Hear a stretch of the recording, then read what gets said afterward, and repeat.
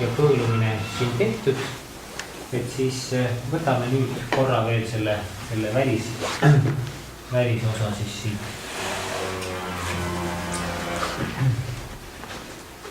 Et mäletame siis seda veel kord üle, et eks ole, siia niimoodi väga teravalt ei vajuta, et pigem võtame seda nagu selle hoidega ja siis liigutame.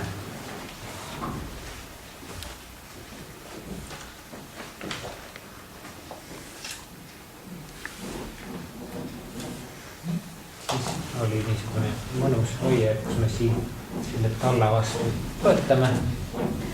Nüüd on niisugune hea, et ta on võestatud.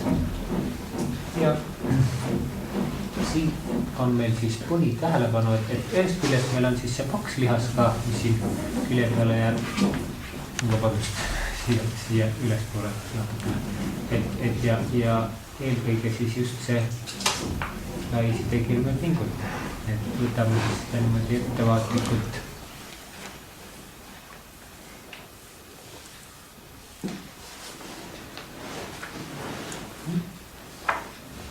Ja hakkame ka siin alla pugema natukene.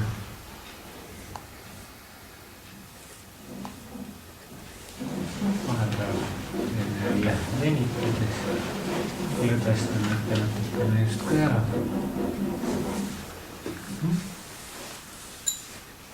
Siit on ta suhteliselt selline valulik, siit peab olema hästi ettevaatlikud.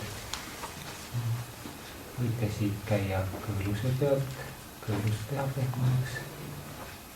Võite siis minna pärast siia kõõluse natukene alla, lähete siia luu vastu.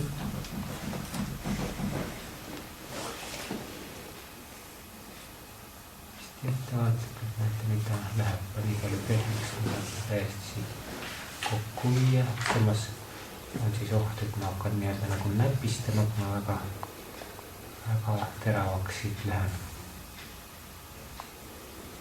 Nüüd on tunda siit kõik, kuidas need sidekirme siit kõik hakkab venima. Näete, niisugune hästi pinges kõõlus ja see kanal, et see, põhimõtteliselt see kanal moodustabki siis sellest lähisidekirme pingutaja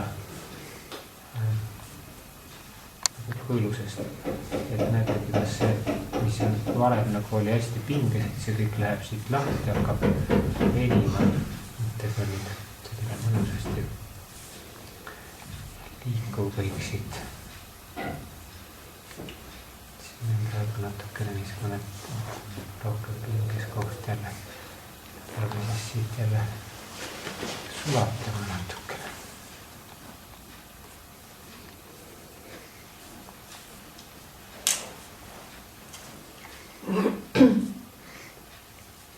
Siit tegelikult tahab see kohe tööd.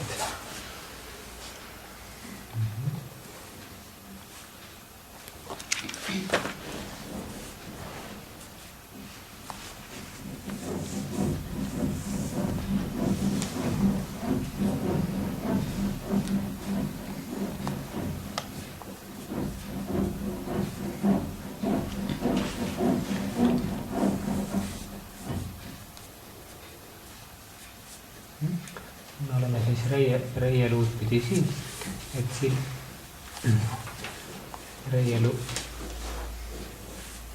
suurpöörel jääb siis siia natukene küll sellele jalaasendile natuke pööratud. Ja käime siis seda jälle niimoodi natukene räsivalt ka siit pealt. Muidu oli ta nii, et siia peale nagu oli väga ohtlik vajuta, siis praegu sellises nagu lõdvestusastmega võib siia juba natukene rohkem niisuguseid pealevajutusi ka teha ja vähenemise etteega hästi annab siit mõnusasti liikuma. Nüüd siis võin võtta selle kõõluse ja minna siis seda kõõluse servapidiga siit. Ma olen selle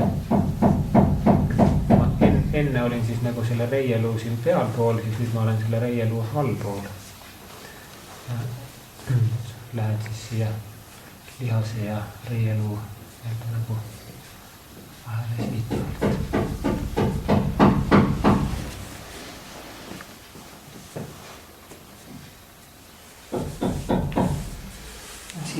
võiks siis ikkagi selle tampimisega teha korralikult selle alumise osa enne soojaks.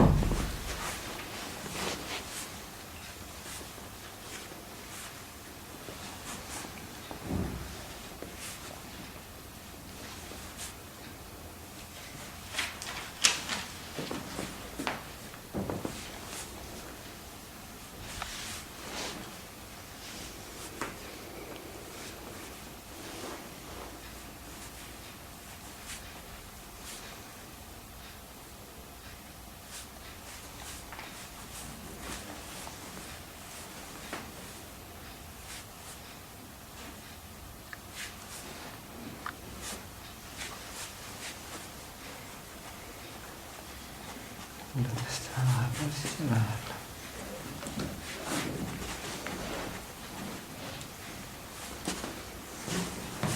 Sille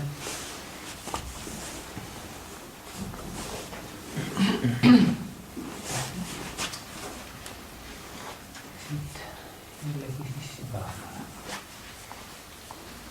Järjestys siis kiaavalla annab siit siis käia läbi, et kui siin on neid probleeme, et me saame väga mõnusasti. Et siit päris põlve õnde juures vajutada sügavale, siis see ei ole hea. Et me saame siis umbes nii-öelda selle pooleni siit ära käia.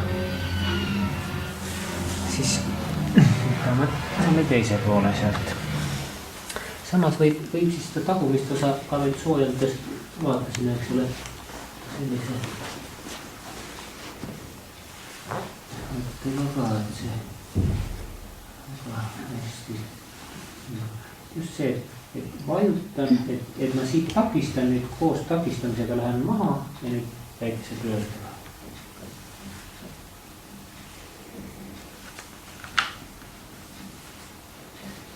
Selle kaks pealihase ja pool kõrus, pool kilelihase on ikka väilusesti läbi siit.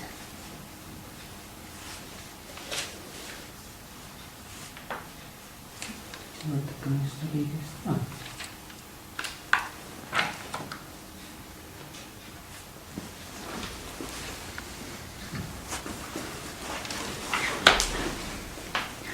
Siit ma ei hakka siis seda praegu niimoodi jälle soojendama kõike, mida peaks tegema päris pikalt. Või tegelikult ma natukene võtan siit sügavamalt veel seda, siis mul on lihtsam sinna pääseda. Ma nüüd võtan üsna sügavalt kohe praegu soojendamist.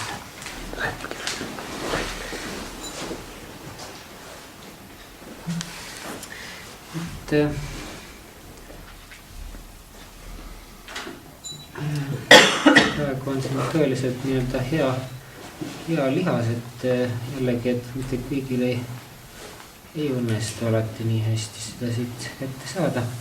Et me siis nii-öelda refleksoloogiliste tsoonidena ka, et siis see vastab siis päris nagu mitmele nagu erinevale kohale, et põhimõtteliselt see vastab kõhunäärmele, et kui siin on, et ei pea siis minema siit sügavale, et piisab sellest, et kui te seda niimoodi naha alust kudet nii-öelda katsute, et kui see on nagu kinnine ja valulik, et siis see võib olla kas siis kõhunäärmetsoon või siis ta on ka vahest hormonaalsete asjadega seotud. Kõhunääre iseenesest ka võib hormoonidega olla seotud. Kas see on siis ühel pool või? Mõlemil pool, jah. Siis iseenesest siia, mis jääb nüüd nii-öelda täpselt nii-öelda keskkohta, et see võib siis, kui on siin põlve selliseid kulumisi või muid niisuguseid süva probleeme, et siis need võivad anda ka siia kiirata niisuguseid valusid. Et vastupidiselt siis siit on need juba tavaliselt nagu siis selle puusaliikesega seotud olnud. Külje peal niisugused kiirkohad. Aga jah, et siit siis seda, mis me vaatasimegi nagu põhikurusel ka, et siit niisugust järjest jõuame luuni välja ja lõdvestes tuleme siit tagasi. Võtame jälle järgmise koha.